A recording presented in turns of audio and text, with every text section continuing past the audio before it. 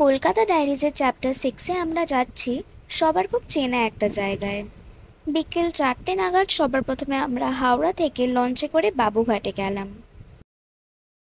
নেমে আমরা ডিসাইড করলাম আমরা হেঁটে হেঁটেই প্রিন্সেপ ঘাট অব্দি যাব। রাস্তায় একটু ফটোই তুলছিলাম, তখনই হঠাৎ বৃষ্টি শুরু হয়ে গেল। আমরা হেঁটেই যাচ্ছি, হাঁটতে হাঁটতে সকাল থেকে রাত হয়ে গেল। তারপর আমরা দেখলাম গঙ্গা আরতি শুরু হয়ে গেছে।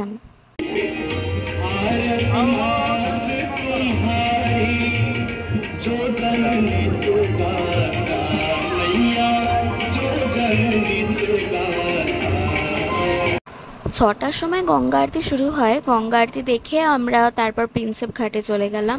1841 সালে তৈরি হয়েছিল এই মনুমেন্ট, যার নাম দেওয়া হয়েছিল জেমস প্রিন্সেপের নামে। উনি ছিলেন একজন ব্রিটিশ স্কলার, যিনি প্রাচীন ভারতীয় লিপি ডিকোড করেছিলেন, যা থেকে অশোক সাম্রাজ্যের অনেক ইতিহাস সামনে এসেছে। আর তাকে শ্রদ্ধা জানানোর জন্যই এই স্থাপত্যটি তৈরি হয়েছে।